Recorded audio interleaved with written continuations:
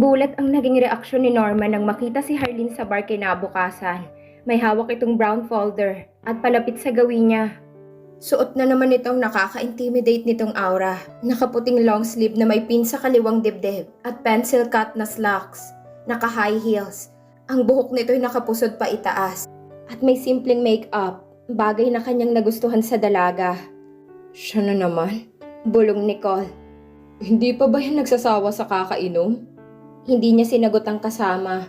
Bagkus ay kumuha siya ng baso at sinalina ng malamig na tubig, saka iniwan sa counter. Umupuro ng dalaga at sumenyas kay Cole.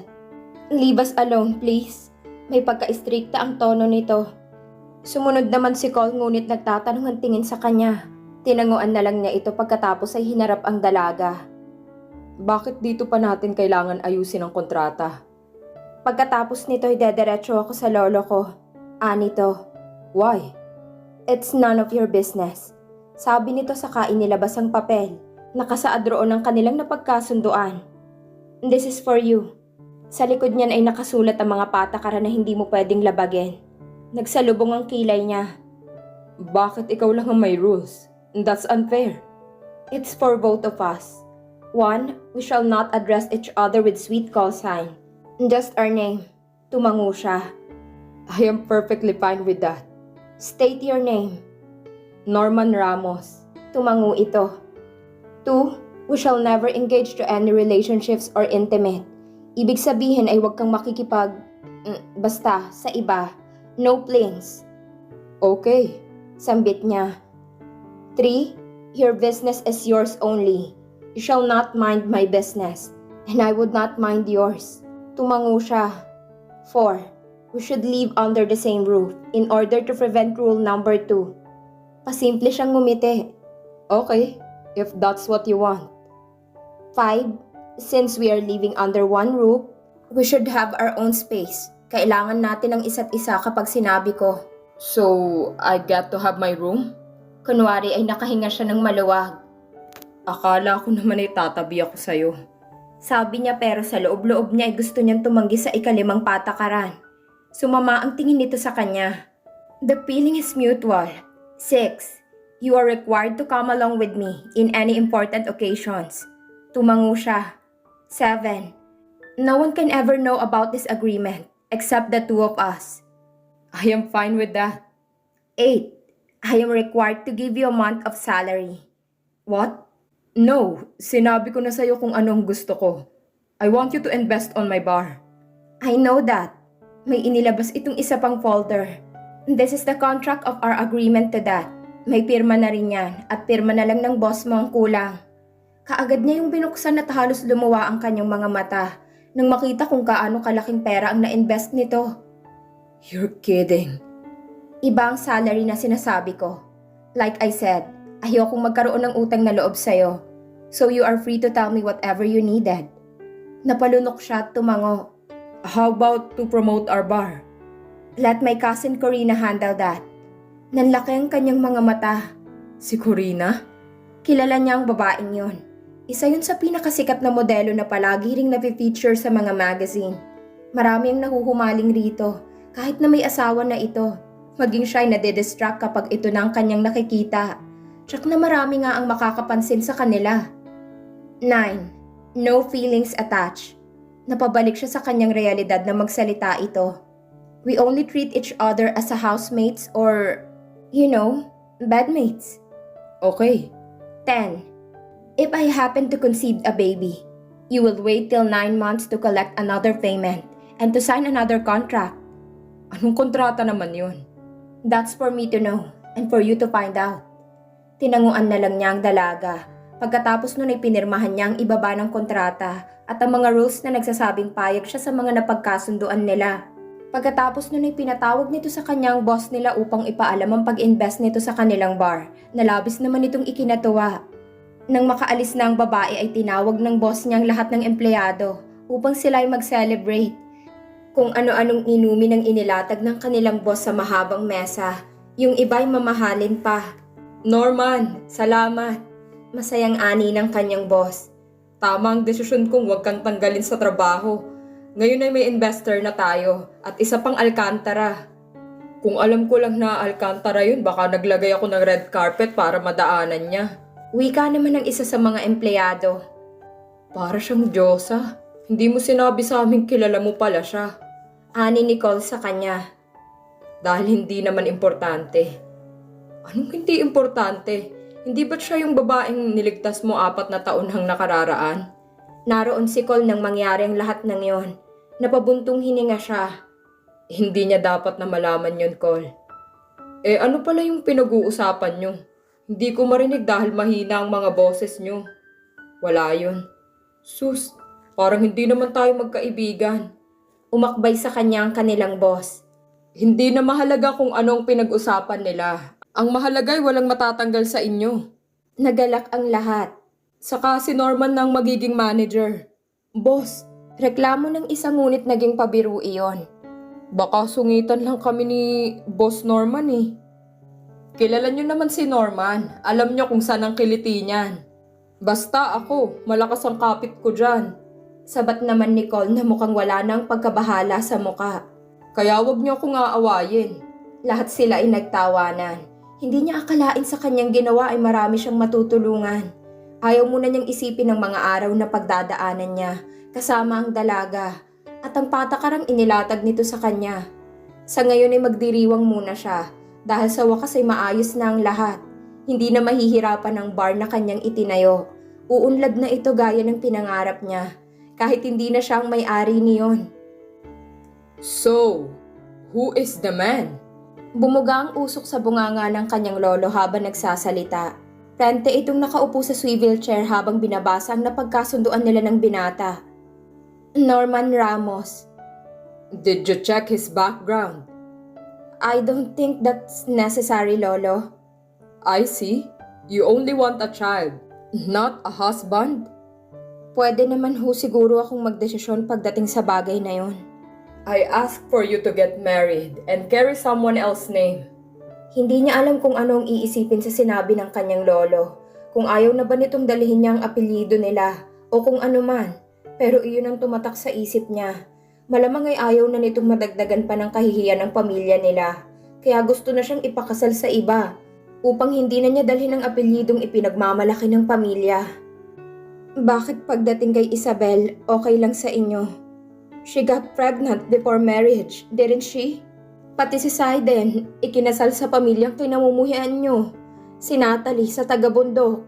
Pero pagdating sa akin, kailangan may sasabihin kayo. Tumiim ang tingin ng kanyang lolo sa kanya.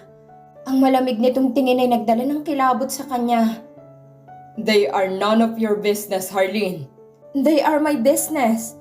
Hindi niya tinaasan ng boses ang kanyang lolo, pero masama talaga ang kanyang loob. Apo niyo rin naman ako. Pero bakit ibang trato niyo sa akin? Kayo ni Papa. Sandaling tumitig ang kanyang lolo sa kanya bago ito muling magsalita. I only wants the best for all of you. Sarkastiko siyang natawa. By torturing me? By telling me I wasn't good enough? You are enough, Harleen. Kung ganoon ay hayaan niyo na lang ako sa desisyon ko. Hindi na ako bata para alalahanin niyo pa. Kayo rin na nagsabi. Matanda na ako para alamin ang mga desisyon sa buhay. At itong desisyon ko. Napabuntong hininga ang matanda. If that's what you want then, okay. Gusto ko lang malaman mo na nandito ako para sa'yo. You may see me as a bad person, but I care so much for you. Mahina siyang umismit. I just don't want to see what person you have become. Anong klase ba ang gusto ninyo? Naiinis niyang tanong. Didn't I master the perfection? Your expectation? To hide my emotions and be fearless lawyer? Hindi yan ang ibig kong sabihin. Lolo, I know what I am doing. Muling napabuntong hininga ang kanyang lolo. Sa pagkakataong yun ay sumusuko na ito sa kanya. Okay, fine. But remember to always carry your brain, not just the heart. I will not fall for him. Hindi niya alam kung anong iniisip ng kanyang lolo nang hindi ito magsalita. Bagkus ay tinitigan lang siya nito. Ilang saglit pa ay tumango ito. You can have your share if you can conceive a child. Name it and I will give it to you. May ibinigay itong susi sa kanya. Take this unit and live with him. Tumango siya. Pagkatapos ng usapan nila ay tumungo naman siya sa bahay ng kanyang kuya. Tinawagan kasi siya nito at niyayang doon na maghapunan. Ngunit hindi niya inaasahang naroon pala ang kanyang mga magulang na hindi rin inaasahan ang kanyang presensya. Ang kanyang inay kaagad siyang niyakap ng mahigpit. Ramdam niyang pangungulila nito sa kanya.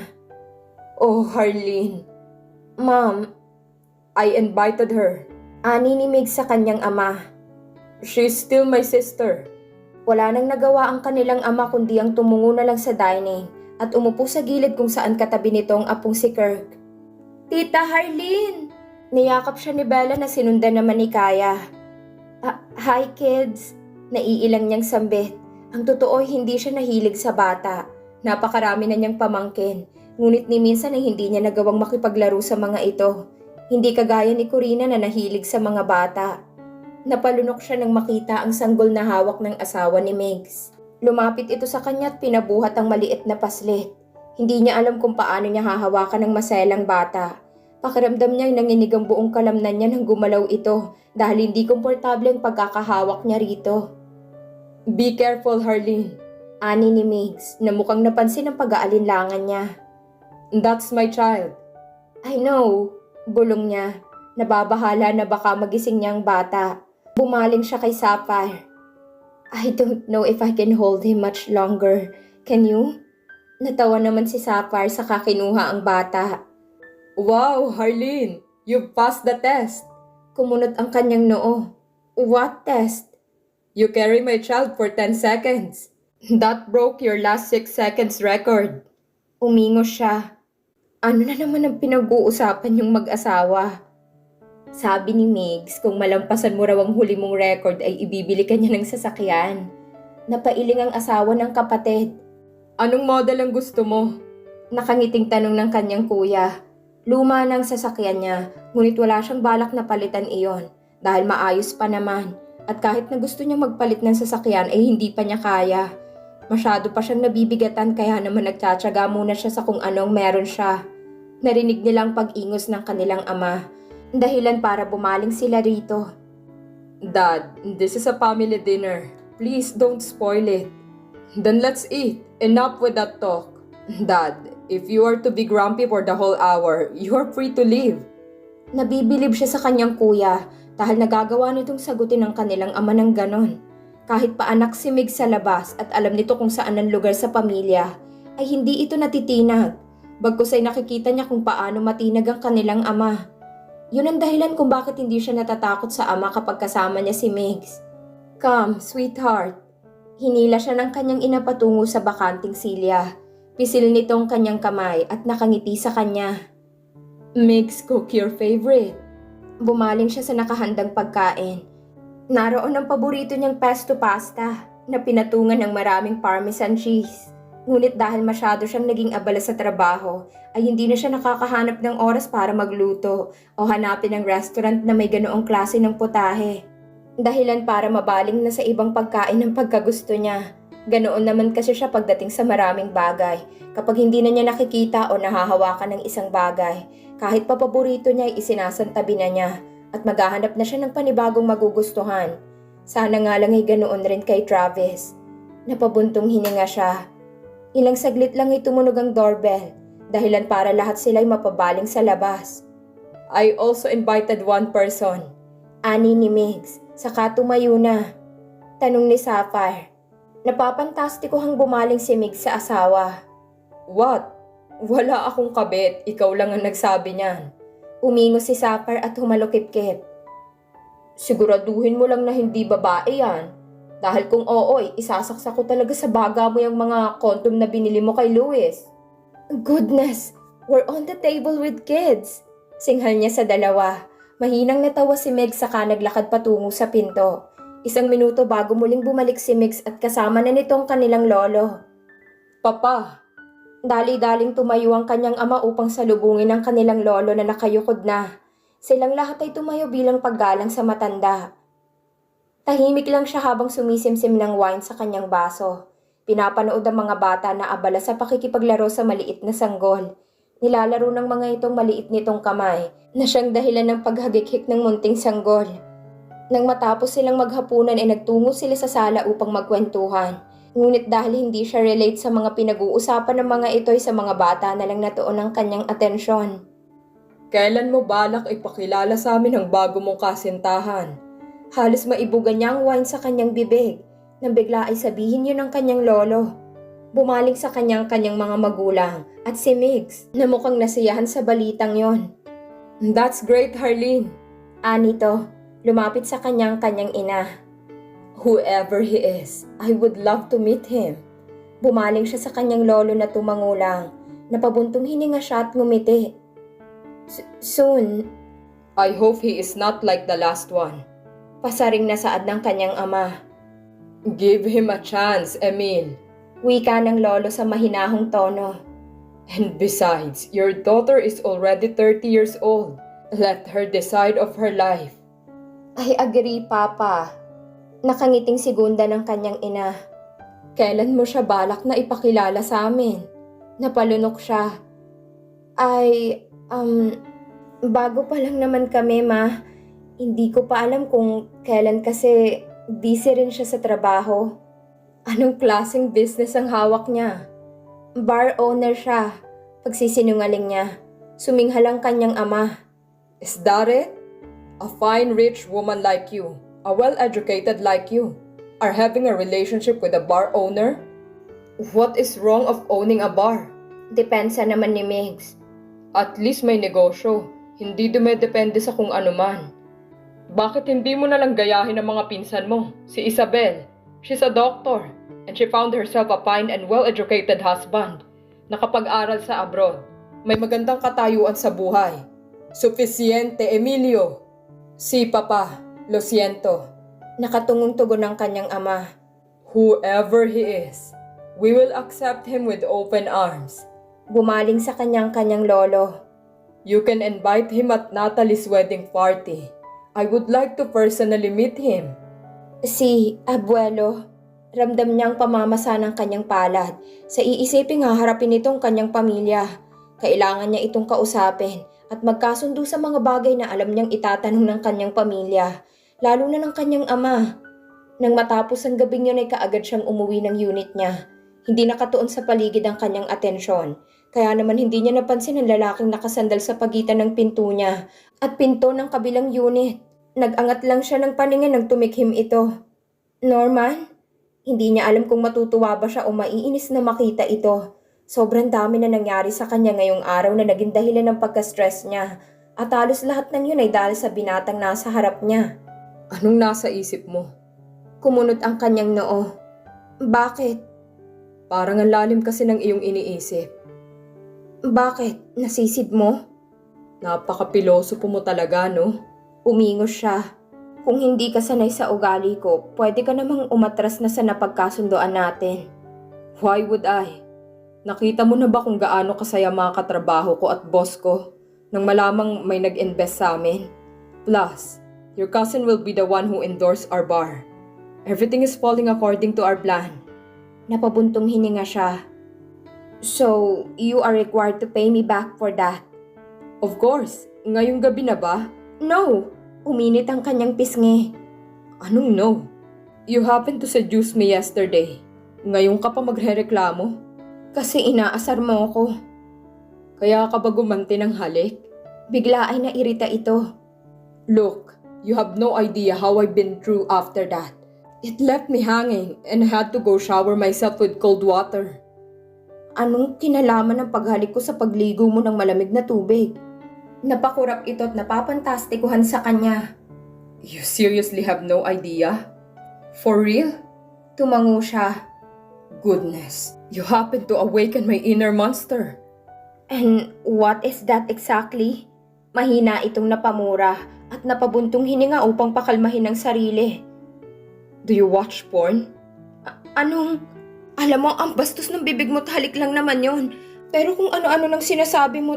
Do you watch porn or not? No! We aren't allowed to watch inappropriate shows. Nainis na rin siya. Ano bang meron roon at bakit napaka-big deal sa binata?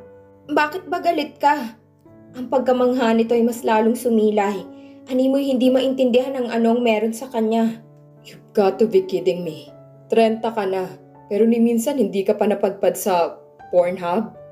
Nakapamewang niya itong tiningnan. Mukha ba akong mag-aaksaya ng oras sa mga ganong bagay? Hindi ako nakatapos ng abogasya sa pagsasayang ng oras sa mga walang kakwenta-kwentang bagay. Hindi naman yun ang itinuturo sa paaralan. Book of Law.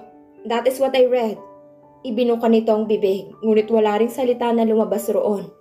Bagkus ay itinikom nito iyon at matalim na bumuntong hininga. You are weird. Kailangan bang matutuhan yun para masabing hindi weird ang isang tao?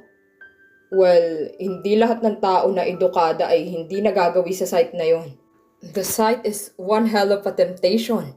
Pangalan pa lang nun, mapapasubo ka na. Nangunot ang kanyang noo.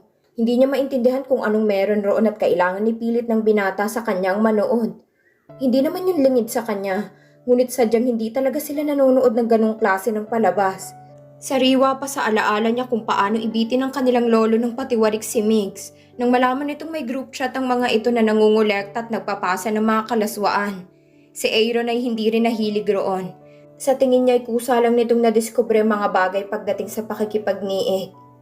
Gusto mo bang manood? Hell no! Tanggi niya.